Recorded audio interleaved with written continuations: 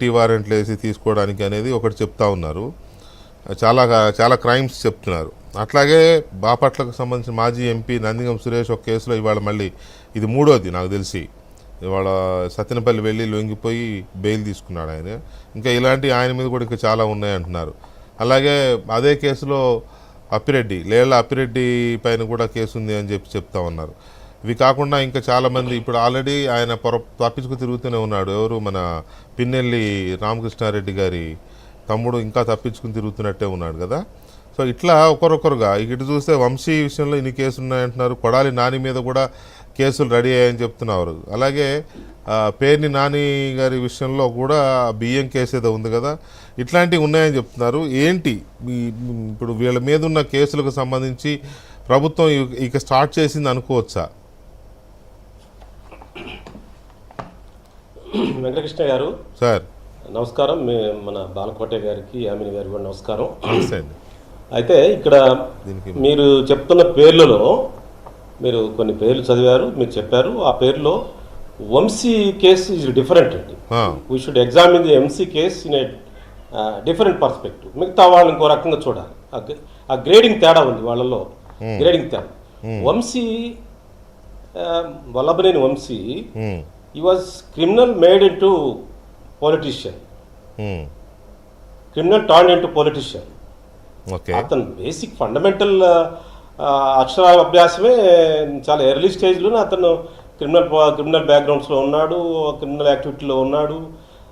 చాలా చాలా యాక్టివిటీస్లో ఉన్నాయి. అవన్నీ మనం ఇప్పుడు మీడియాలో చర్చించుకోవడం అవసరం. కానీ చాలామంది ప్రజలకు అక్కడ ఉన్న వాళ్ళందరూ తెలుసు.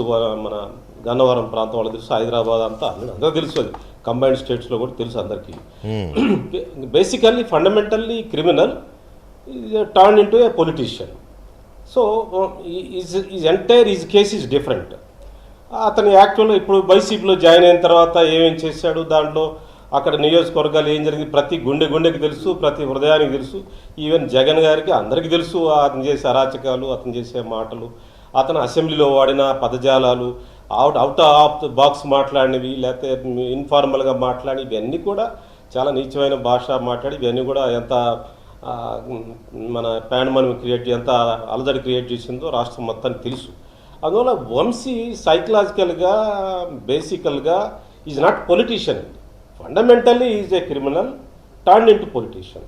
సో ఆ లెగసీ అతనికి ఆ క్రిమినల్ యాక్టివిటీ పాలిటిక్స్లో కూడా కంటిన్యూ చేశాడు. దాన్ని ఫైనాన్షియల్గా ఎస్టాబ్లిష్ అయ్యాడు.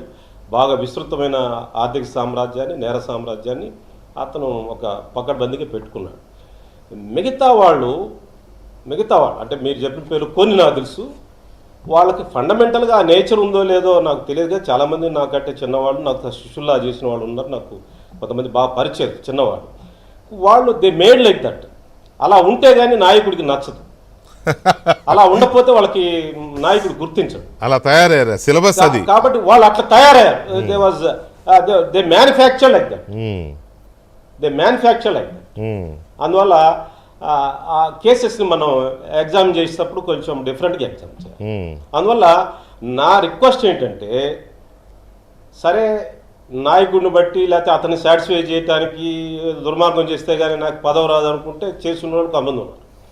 అట్లా కాకుండా Vamsi case is different, entirely different. Vamsi case వంశీలు అంటే పాలిటిక్స్లో ఉండకూడదు, ఏ పార్టీలోనో సరే.